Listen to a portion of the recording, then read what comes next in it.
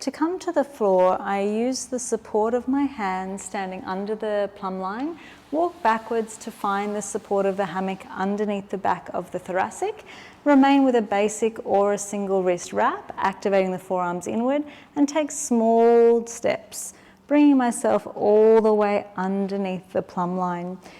So as we come into our setup for the swan sways, I'm going to make sure that I have separated the front and back edges of the hammock. I take my arms in an outward wrap, locating the front edge, and I'm gathering that up into 3 handfuls. As I sandwich between my index finger and third finger the front edge, I'm going to use my thumb to clamp onto the pillars.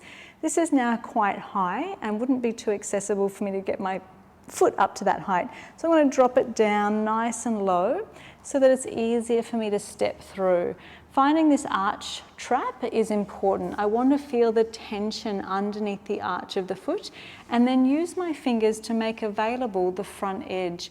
So this sometimes takes a little bit of patience to really locate where that edge has hidden itself.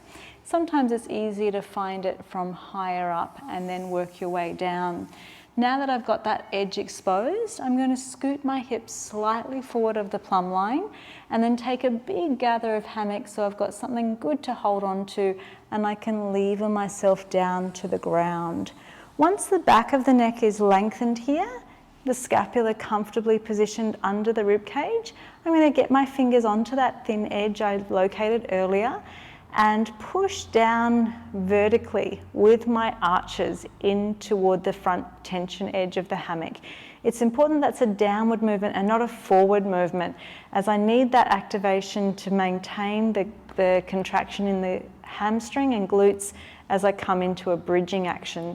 So a little pull with the elbows down toward the ground, a push down with the feet to the floor, engaging the glutes to float the hips, and then scooting the hammock underneath the pelvis. So remembering that it's absolutely okay to have the hammock even just a millimetre off the floor if you're avoiding too much extension into your back. It's important to work within what's a comfortable and therapeutic range for an individual. I check that the hip points are directly to the ceiling, making sure there's no skew through the pelvis, and people can use their hands anywhere in the range along the sides of their body that feels comfortable to them. This undulating movement feels like your pelvis is swimming away from your spine. It requires you to completely relax the weight of your hips and legs and invite the motion to be one of horizontal undulation.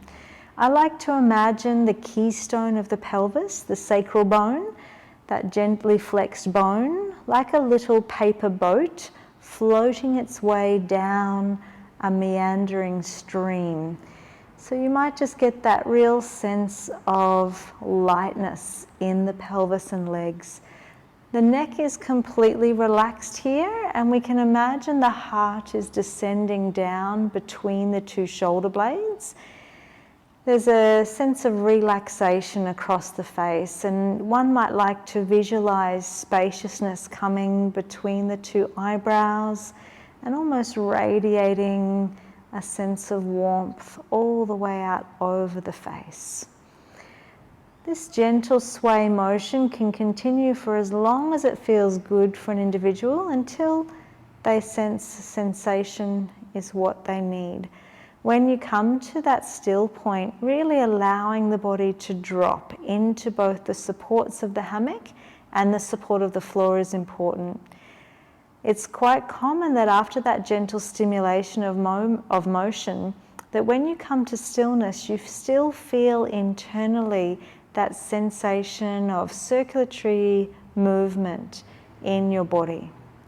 To exit this position, we creep the legs out of the front edge and use the hands to gently push the hammock down over the glutes and to the back of the knees. From there, the heels can return to an ankle trap for a few moments of neutral and an opportunity just to observe any changes that may have occurred through those spinal movements. To come back to sitting, I place one foot into an arch trap, free the second leg, give a little bit of momentum to let that hammock swing back to my hands. And as I firm the feet to the floor, use a basic or single wrist wrap, I can pull down and stretch back the legs to come all the way back to a long sit, and then find my way to stand using the same assistive tension of the hammock to bring myself all the way back upright.